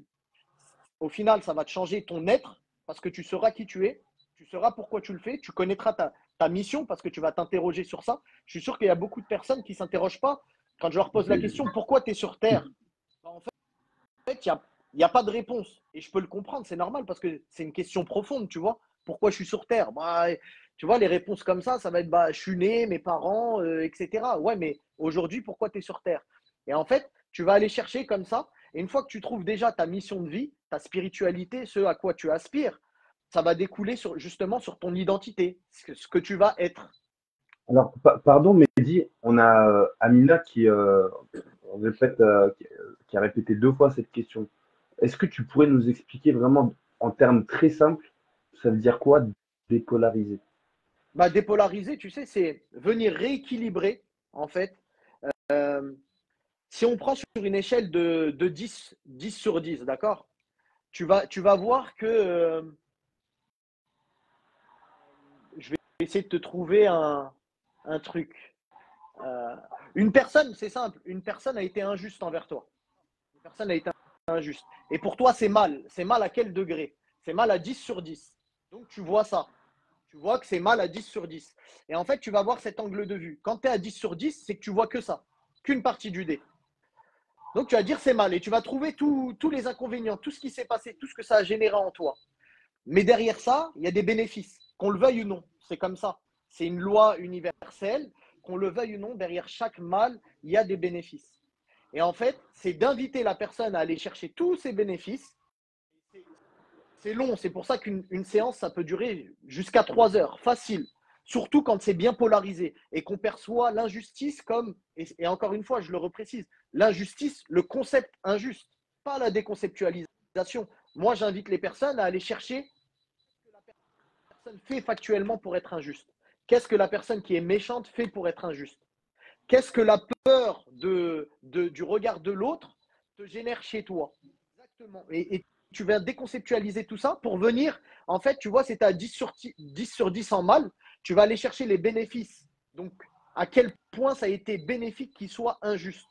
Pour venir rééquilibrer ce sentiment-là, tu vois, ce trait de caractère-là, ou cette peur, même une peur. En fait, toutes les peurs, avec la dépolarisation, on peut les faire sauter. Ça va même jusqu'aux phobies. Alors, je vais peut-être donner 2 exemples à Amina. Tu me confirmes Ouais, si c'est bon ou pas. Amina, reste avec nous, hein. Elle a fait ok. Donc, je pense qu'elle n'a Najib, pas totalement excuse-moi. saisi. Attends, Oui. excuse-moi, avant de te laisser parler, c'est très très dur de comprendre tant qu'on n'a pas suivi le process. Beaucoup de Bah, personnes, ma femme, j'ai une collègue à moi, j'ai des amis à qui j'ai expliqué que être méchant c'était bien aussi, que tout ce qui nous arrivait c'était bien, il y avait aussi du bien, pas que mal. Mais ils l'ont compris et ils l'ont implémenté expérimenté que lorsqu'ils ont suivi le process. Regarde, moi, tu me confirmes si Vas-y. ces deux exemples sont bons ou pas. Premier exemple, je pense, même les femmes, même ma mère, je crois, elle connaît Cristiano Ronaldo. Ouais, Cristiano Ronaldo, on sait tous qu'il a perdu son père quand il était très jeune. Donc, le deuil, la tristesse, peut-être un sentiment d'injustice aussi, le sentiment d'avoir été abandonné par son papa. Deux scénarios possibles. Soit je m'apitoie sur mon sort, je me lamente, je n'arrive pas à m'en remettre, j'arrive pas à me relever. Soit je me rappelle que mon papa, il me disait toujours, je crois en toi mon fils, tu vas y arriver. Au lieu de se dire donc, oh, aujourd'hui, il n'y a plus personne pour croire en moi, il n'y a plus personne pour m'encourager, bah, tu sais quoi, je vais aller au bout du rêve de mon papa et je vais rendre fier ma maman. Donc, on était dans une situation de tristesse, de deuil, de solitude, à tous ces éléments-là, au lieu d'être la source de son accablement, ça va devenir la source de sa motivation, de sa détermination et de sa discipline. Est-ce que ce premier exemple, il est bon? exactement. Non, mais en fait, c'est exactement ça. Tu as compris, Deuxième sauf que… exemple, Oui, vas-y. ah pardon, Termine et après. deuxième exemple, peut-être pour Amina, je vais faire un lien avec des situations qui arrivent souvent en consultation quand je suis en rendez-vous. Une personne qui, par exemple, dans, dans, dans, dans, dans son couple, a connu des agressions physiques, verbales et psychologiques pendant 15 ans, pendant 20 ans. Et elle a réussi enfin, tu vois, à se libérer de ça. Donc, deux scénarios possibles. Soit je continue de m'accabler sur tout ce que j'ai pu traverser, tout ce que j'ai vécu. Je vais croire que en fait, je peux pas me remettre en couple, que c'est hyper compliqué, que les hommes, on peut pas leur faire confiance, ta. Soit tout ce bagage-là, je vais l'utiliser par exemple pour transmettre, aider, accompagner d'autres femmes. Et donc, je vais aller peut-être me former pour pouvoir les accompagner et surmonter tout ça. Donc, toute cette expérience acquise sur les 20 dernières années, au lieu de les voir comme quelque chose qui m'accable, je les vois comme quelque chose, waouh, c'était heureusement que c'était là.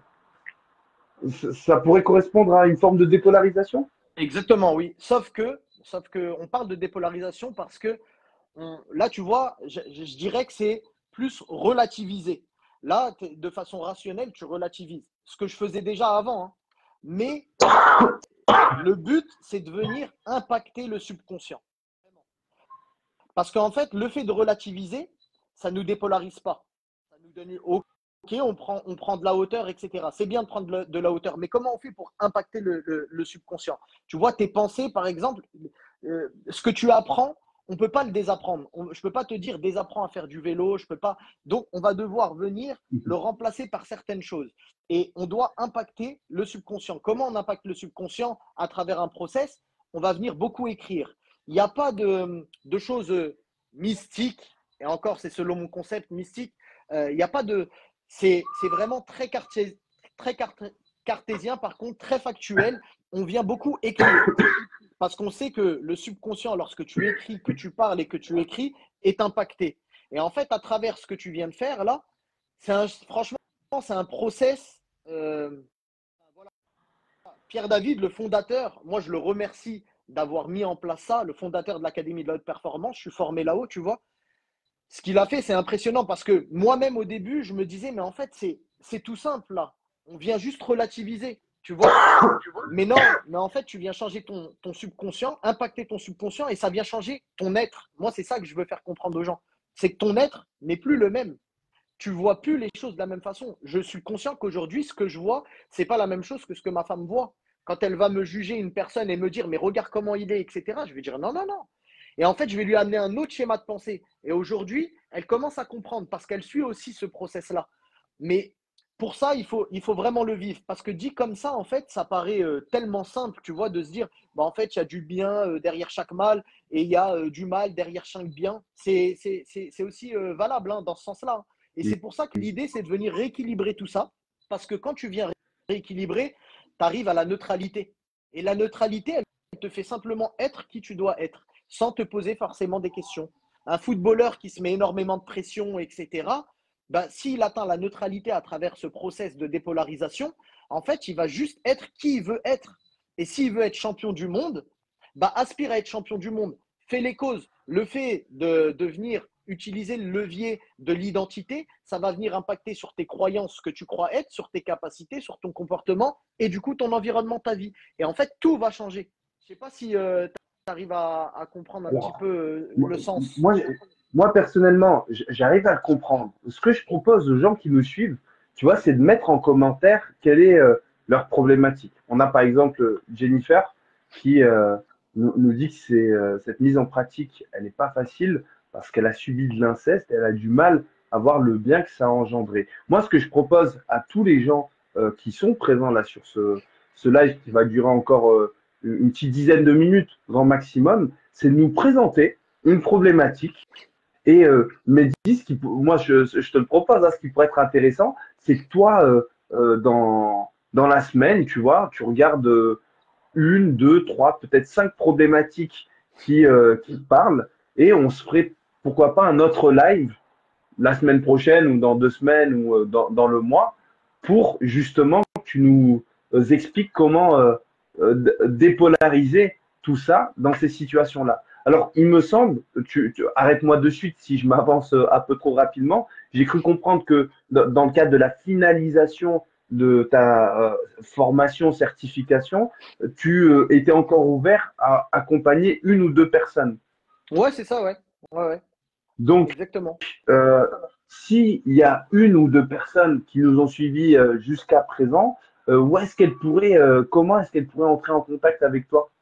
Bah, du coup, tu sais, hier, t'as partagé en story et je te remercie le petit document que j'avais fait. Je suis sur Instagram, d'accord? Donc, ça, au pire, je pourrais le remettre. Instagram, Facebook. Et après, le site internet, il viendra. Mais en gros, voilà, Instagram, Facebook, on me demande en privé, je donne mon numéro, etc. Et puis après, on se cale. Il n'y a pas besoin de se déplacer, il faut juste avoir une connexion internet. On fait ça en visio. Et puis voilà, on suit le process, on fait confiance au process et puis on fonce. Alors, super, merci à toi pour ces éléments de précision. Moi, je vais juste réagir à deux commentaires, une question que je vais réorienter vers toi et une remarque que Jennifer nous fait toujours concernant donc toujours l'inceste. Elle dit peu de thérapeutes veulent y mettre les pieds de mon expérience par manque de formation et d'information. Alors moi, c'est un sujet régulièrement que je suis amené à traiter et ce que je vais dire là dans l'immédiat de toute façon, alors je fais une petite parenthèse, il n'y a personne qui peut sérieusement prétendre accompagner quelqu'un à partir de commentaires ou sur un live. Une réponse, ça ne se donne pas en 5 secondes, ni Exactement. en 1 heure de live, là où tu es en train de parler, c'est de voir plusieurs commentaires passer. D'accord? Je termine juste cette parenthèse. Je reviens sur ce qu'elle a dit, Jennifer. Et je vais donner une réponse d'ordre général qui pourrait servir à tout le monde.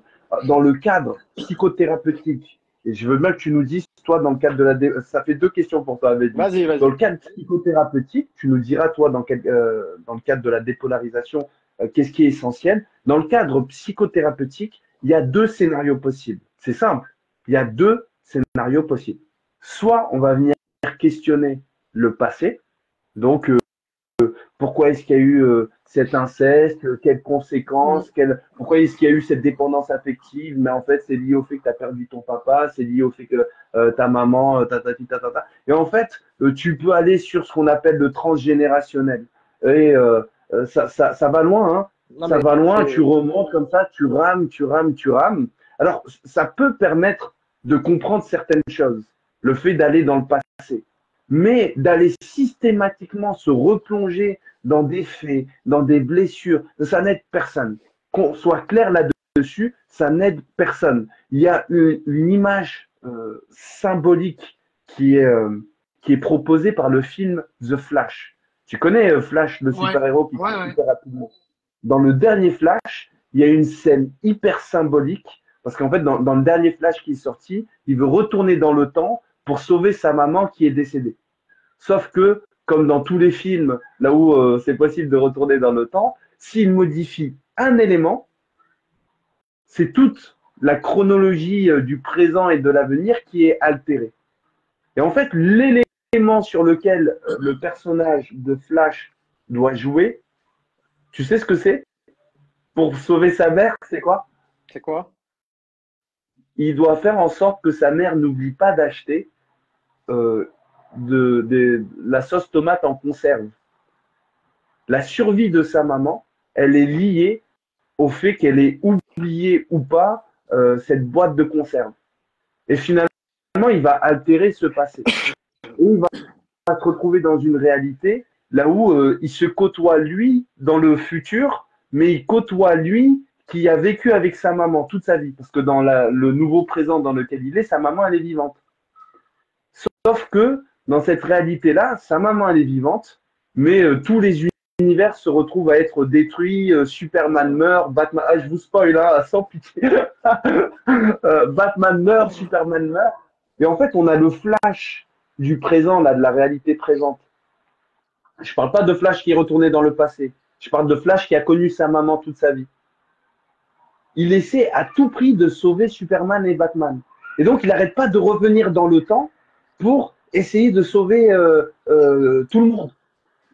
Sauf qu'il revient tellement de fois, il revient dans le temps, dans le passé, à revivre ce moment-là, qui devient blessé de partout. Il devient, tu sais, il est transpercé de partout. Il a pris de l'âge. Émotionnellement, il est instable. Il est en colère. Il est vraiment au bout de sa life. C'est toute une symbolique pour nous faire comprendre qu'un événement passé, si constamment on revient dessus, peu importe la gravité, si on revient dessus constamment et qu'on refuse d'en tirer les apprentissages, ça va nous détruire. Alors, Najib, ouais, excuse-moi, pendant que je l'ai en tête, ça tombe très bien que tu parles de ça parce que à travers mes accompagnements, je ne rentre pas dans l'histoire. Il n'y a aucune histoire. Et d'ailleurs, ça fait partie des fusibles que je mets avant les séances où j'explique où je demande l'autorisation à la personne de la recadrer si jamais elle part dans l'histoire. Parce que je rejoins tout à fait ce que tu dis. Peut-être que ça peut faire du bien de déballer ces histoires, son passé à certaines personnes. Mais en tout cas, mon rôle n'est pas là, n'est pas d'écouter les histoires. Moi, je suis dans l'opérationnel et mon objectif, c'est qu'une personne, par exemple, qui a subi de l'inceste, c'est là, tout de suite, ce que je vais dire, c'est compliqué à entendre. Mais je vais aller lui montrer toute la richesse et tous les bénéfices qu'elle a eu à vivre ça. Ce qu'elle a pu développer derrière, ce qu'elle a pu être vraiment en profondeur. Tu vois? Mais par contre, les histoires, entre guillemets, j'en veux pas. C'est pas parce que j'en veux pas, c'est parce que j'en ai pas besoin. C'est parce que pour ça, pour impacter le subconscient, il n'y a aucune utilité à se ressasser le passé comme tu viens de le dire. Tu vois, je ne suis pas, je sais pas les psychologues, leur rôle exact, mais je sais que souvent, on va chercher les traumas du passé. Moi, je ne vais pas aller chercher les traumas du passé, je vais être dans l'opérationnel. Ok, tu as subi ça, tu as eu ci, tu as eu ça. Qu'est-ce que tu veux être, qui tu veux devenir, s'axer sur ça et entamer le process derrière pour pouvoir changer son être profond et en impactant le subconscient. Voilà, c'était une parenthèse. Bah, magnifique. Moi, justement, du coup, cette parenthèse, elle ouvre sur le deuxième scénario possible qui est, ok, tu as vécu ça. Il ne s'agit pas de comprendre pourquoi telle personne t'a fait vivre ça. Et le transgénérationnel, tu l'abordes quand déjà, sur le plan de ta génération à toi, tu as fait le travail. C'est déjà là. Après, tu vas voir le transgénérationnel. Ou si tu vas t'intéresser au transgénérationnel, c'est pour comprendre des éléments, mais pas comprendre tout. Tu ne peux pas tout comprendre. Déjà, tu ne peux pas tout comprendre du présent, tu ne peux pas prétendre tout comprendre du passé. C'est pas possible. Tu viens plonger dans le passé pour tirer des apprentissages ponctuels, des leçons. C'est mon père était comme ça, c'est simple. Je veux être comme ça ou je ne veux plus être comme ça. Mon grand-père, ma grand-mère a vécu ça, je veux reproduire la même chose ou je ne veux pas le reproduire. Simple. Et donc, c'est le deuxième scénario, c'est ok, je ne veux pas le reproduire. Donc, de manière très rationnelle, je regarde le comportement, je le modifie.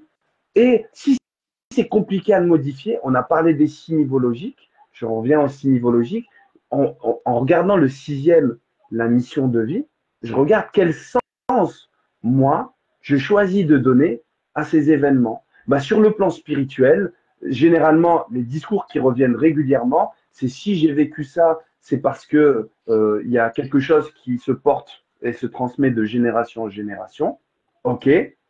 Mais généralement, concernant l'inceste ou les sujets en lien avec les agressions physiques, verbales et psychologiques dans le couple, généralement, le point commun, c'est le silence. Ces choses-là, elles sont toujours restées taboues.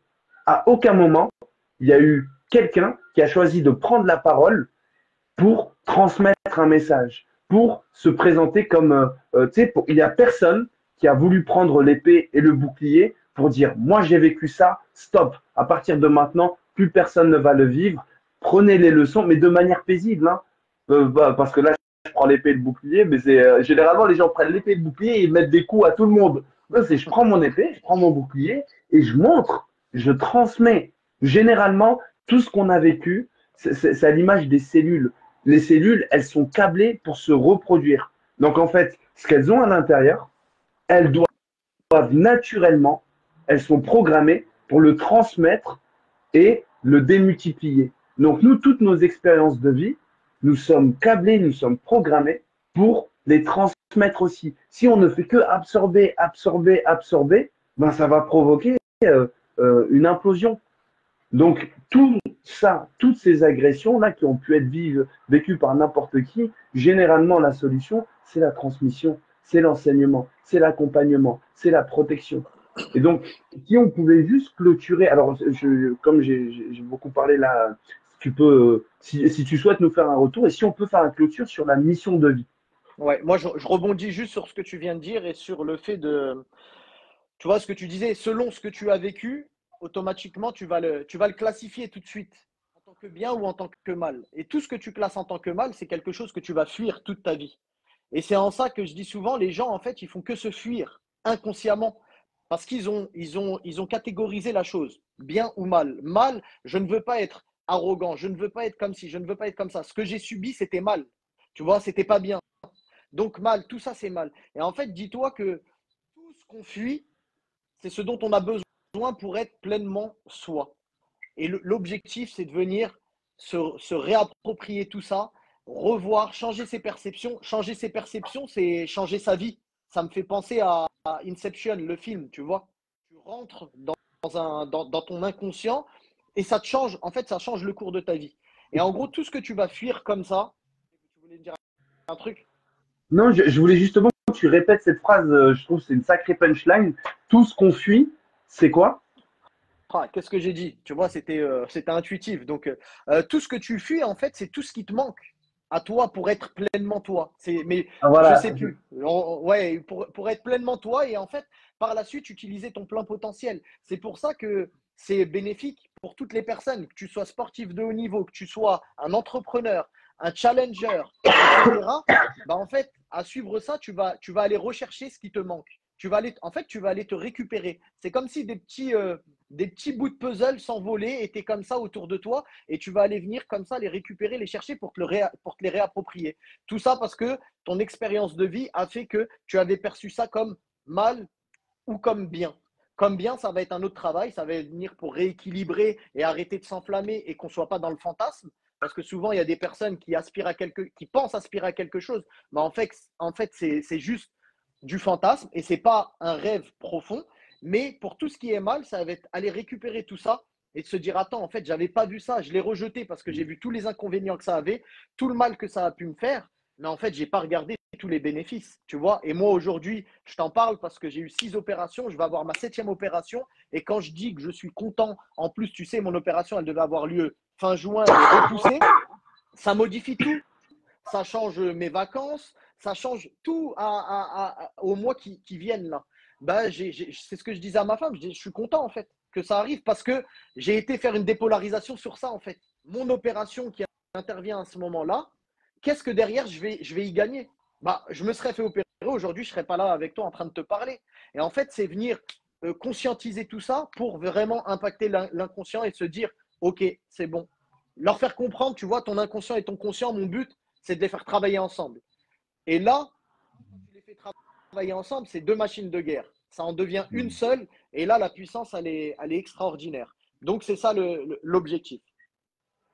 Magnifique, magnifique, Mehdi.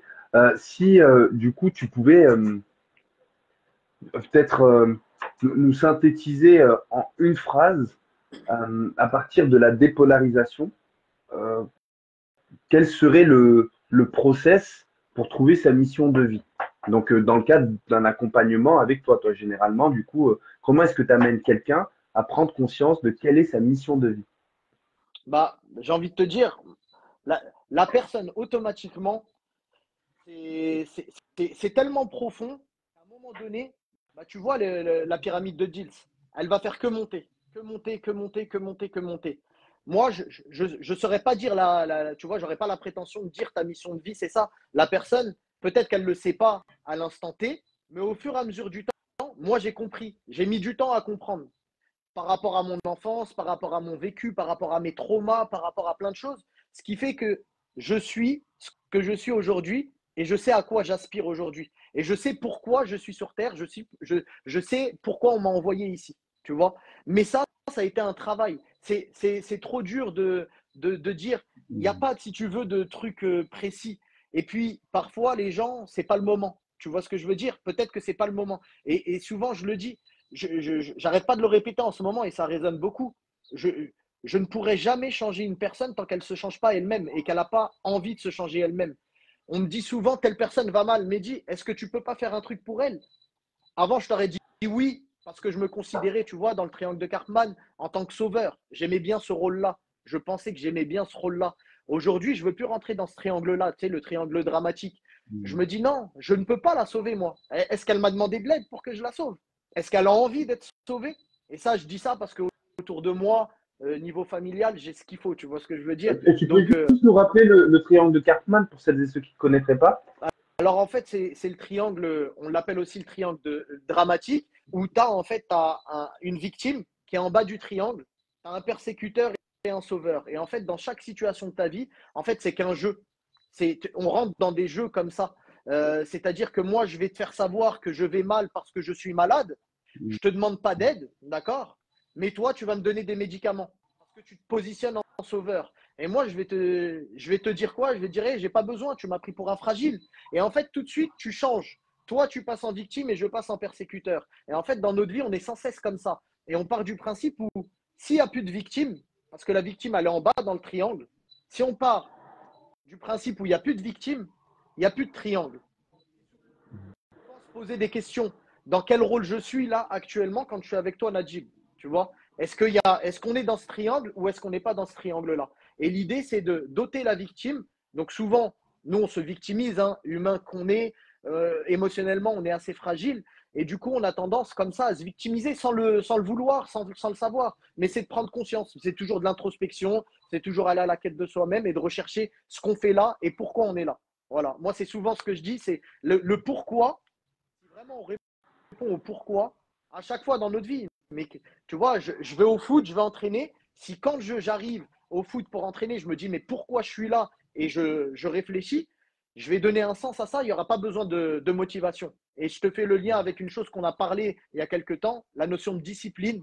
Tu vois, une fois que tu sais ce à quoi tu aspires, pourquoi tu le fais, là, tu vas commencer à mettre de la discipline dans ce que tu fais. Pourquoi? Parce qu'on peut toujours être impacté par des éléments extérieurs qui viennent altérer notre motivation. Notre motivation, elle peut faire ça en fonction de la fatigue, en fonction de l'autre, si on se fait un petit peu tacler, etc. La discipline, elle va te permettre de garder en fait ta motivation. Mais pour moi, l'un ne va pas sans l'autre. Je pars de ce principe-là. Donc, et ça vaut pour toutes les personnes et dans n'importe quel domaine de vie en vérité. Pour compléter ce que tu viens de dire, dans le triangle de Cartman, dans une relation, c'est simple. Vous regardez effectivement qui suscite en vous un sentiment de culpabilité. Ça peut être par un message très simple. Ah, tu m'as pas appelé. Ah, t'es pas parti faire ça. Ah, t'es pas... En fait, la personne qui suscite en vous un sentiment de culpabilité, c'est une personne qui, consciemment ou inconsciemment, se place dans une posture de victime. Et donc, par ça, elle vous tient un peu, en fait. Soit elle va tirer le Exactement. côté sauveur, soit elle va tirer le côté bourreau, parce qu'au bout d'un moment, bah, la personne, elle peut s'énerver en disant, oh, mais c'est à toi de faire ci. Donc, à chaque fois, vous regardez qui suscite en vous un sentiment de culpabilité. Et si c'est vous, alors arrêtez de suivre. Ça, c'était concernant le triangle de Carpade. Pas évident de s'en sortir. Et le deuxième partage, je sais plus si c'était en lien avec ce que tu venais de dire. T'as donné la discipline. Alors, pour que les gens puissent comprendre comment ça se traduit dans la réalité, effectivement, j'ai rencontré aussi quelqu'un qui me l'a rappelé dernièrement, un coach de sport formidable qui organise des sessions. Je ne sais pas si tu te rends compte, Mehdi. Le mardi, le jeudi et le samedi, il organise des sessions de sport gratuites dans un parc à Nanterre, tout le mois de juillet. Donc, si vous êtes en Île-de-France, venez. C'est des sessions de sport offertes en collectif, bonne ambiance, bonne humeur, et en plus, il partage des tips. Je ferme la parenthèse. Il me disait, la motivation, c'est, bon, ma maman, elle regarde peut-être le live, donc je veux dire, c'est du caca. C'est de la matière fécale, la motivation. Parce que la motivation, elle est dépendante d'un élément extérieur. Ah, il y a du soleil, je suis motivé. Ah, je vais mettre de la musique, ça va me motiver. Ah, je vais prendre un bon burger, ça va me motiver. Je dis ça parce qu'on approche l'heure du repas. Ça va me motiver. Mais en réalité, du coup, à chaque fois, la motivation, elle fluctue selon la carotte que tu te mets devant. Alors que quand tu Exactement. es discipliné, pas motivé, quand tu es discipliné, ça veut dire que tu te dis tous les matins, je me lève à telle heure, je fais ci. Bien sûr, pas en excès, attention. Mais la discipline, c'est ça. La discipline est liée à l'organisation. Tu fais la chose pas parce que tu as envie, tu fais la chose parce que tu n'as pas le choix. Ça fait toute la différence. David Goggins, tu le connais? David, t'as dit comment? David Goggins. Non. Je t'enverrai une vidéo, je pense que Ouais. ça va beaucoup te plaire, son mindset et tout. C'est quelqu'un, un jour, il se regardait devant le miroir, il s'est dit, mais je suis un gros, je suis un gros caca, quoi. Je le formule poliment, d'accord? Il s'est dit, mais je suis un gros caca, en fait. Je ne vaux rien. Il s'est regardé devant le miroir, il a été honnête radicalement avec lui-même, il s'est dit, bah, qu'est-ce qu'il faut faire pour que j'aille mieux? Faut que j'aille courir là déjà. Faut que j'aille me dépenser physiquement. Et donc, qu'est-ce qu'il faisait sur le plan disciplinaire? Tous les matins, il constatait que quand il se levait, il traînait sur le téléphone, il traînait en train de manger, il traînait sur ses trucs. Donc, première chose qu'il fait, il met ses chaussures de sport, il va courir. Parce qu'il sait que s'il ne fait pas ça dès le début, si c'est pas la première chose qu'il fait en commençant la journée, c'est fini, c'est fini. Donc discipline, pas le choix. Tu te réveilles, première chose que tu fais, c'est ce que tu ne veux pas faire. Comme ça, tu te construis une armure. Le matin, tu as commencé ta journée, tu as fait des choses que tu n'avais pas envie de faire. Donc tout au long de la journée, quand tu vas recevoir des appels que tu n'as pas envie de recevoir, quand tu vas faire des choses parce que madame te demande, parce que les enfants te demandent, parce que peu importe que tu n'as pas envie de faire, théoriquement, bah, comme tu as été câblé le matin pour faire ce que tu n'aimes pas, tout au long de la journée, ça va être plus simple. Tout ça, je suis en accord total avec toi à partir du moment où tu sais pourquoi tu le fais. C'est toujours la même chose. Tu peux pas t'instaurer une discipline pour quelque chose, tu sais même pas pourquoi tu vas le faire. Donc ça, j'en reviens toujours au même. La motivation, elle n'existe pas, elle est intrinsèque. Mais à partir du moment où tu sais qui tu es et tu sais ce que tu veux devenir, à partir de ce moment-là, effectivement, tu t'instaures des routines. Parce que là, on a parlé de dépolarisation, mais à côté, il y a des outils comme la fixation d'objectifs très importants et les routines de performance qu'il faut instaurer. Et ça, j'accompagne les personnes aussi parce que souvent, un objectif mal défini, et je vais clôturer sur ça, je donne souvent l'exemple de la personne qui dit je veux perdre du poids. La personne qui dit je vais perdre du poids, ok, ça marche, elle va faire quoi? Elle va manger moins, en tout cas plus sainement, elle va changer ses habitudes, elle va aller au sport. Mais qu'est-ce qui se passe quand on fait ça? Bah, le muscle s'endurcit, on prend du poids, et au bout de 2, 3 mois, la personne va se dire, mais en fait, j'ai pris du poids, tous ces sacrifices pour ça. Et en fait, j'ai eu beaucoup de cas comme ça, mais en fait, c'est parce que ton objectif était mal défini. et tu t'es pas posé la question de ce que tu voulais réellement. Ce que tu voulais, c'était simplement améliorer ta silhouette. Ton corps ne te plaît plus. Et dans ce cas-là, regarde-toi devant la glace. Est-ce que tu réponds à ton objectif? Oui, tu as une meilleure silhouette. Par contre, sur la balance, ça ne se voit pas. Donc, revenir, redéfinir tout ça, introspection, rechercher vraiment ce qu'on veut. Et après, oui, après, tu instaures des routines de performance, des routines quotidiennes, mais il faut que ce soit bien calé dès le départ et t'y tenir. Et tu t'y tiendras puisque tu sais pourquoi tu vas le faire. Tu vois ce que je veux dire? Tu n'auras plus besoin de motivation. Tu vas le faire. Là, tu vas dire je dois le faire. J'aime pas dire je dois le faire, notamment par rapport à ça. Parce que quand tu es aligné, tu n'as pas besoin de devoir. Il n'y a pas besoin de il faut.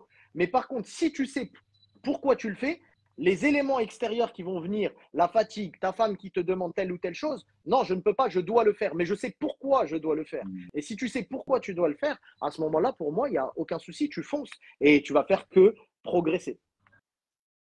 Magnifique. Je Franchement, m'arrête sur ça. On aurait pu parler encore longtemps. Ouais, mais franchement, un grand merci à toi, Mehdi, pour ton Merci temps. à toi, Tu Nadir. sais, en fait, juste en te parlant, on se sent motivé. Là, j'ai envie de courir, tu vois. J'ai envie de faire des choses. Bah, si tu sais pourquoi tu dois aller courir, fais-le. Ouais, c'est ça le problème. Là, de suite, je sais pas. Et c'est pour ça que je vais pas aller courir.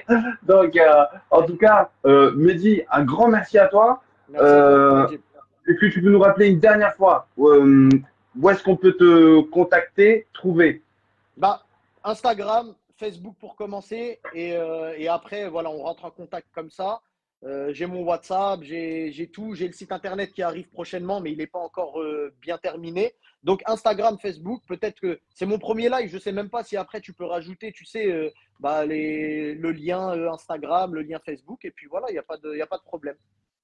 Bah, je le mettrai en commentaire. N'hésitez pas. Alors, vous voyez normalement que c'est Mehdi Herif qui est connecté. Donc, si vous n'avez pas Insta, je pense qu'ils peuvent se permettre de t'ajouter en ami ou t'envoyer un Ouais, message. bien sûr, il n'y a pas de problème. Il n'y a pas de souci. Ok. Je réponds à tout le monde, même si ce n'est pas dans la minute. Je prends le temps à chaque fois de répondre à toutes les personnes. Magnifique. Moi, le live, je le remettrai en diffusion sur YouTube et avec tous les éléments qui permettront de te contacter. Ta vidéo, elle arrive très prochainement. Et bon, j'espère qu'on aura l'occasion de se refaire ça. Ouais, avec plaisir. Là, cette semaine, tu vois, j'emmène 10 jeunes en séjour sur le dépassement de soi, la confiance en toi, des activités un peu extrêmes qu'ils n'ont pas l'habitude de faire. Donc, de lundi à vendredi, je suis occupé, mais je réponds quand même. Et après, il n'y a pas de souci, je suis open. Même dans la semaine, en vrai, s'il faut, il n'y a pas de problème. D'accord, magnifique. Parce que moi, j'étais à deux doigts de te dire, je vais le dire à Sens si t'es opérationnel, mais vu que tu es absent dans le cadre de ce Le séjour, week-end prochain, tu peux venir avec grand plaisir. La porte à tes grandes ouvertes. bah, un grand merci à toi, Mehdi. Sache que tu es le bienvenu aussi à Paris.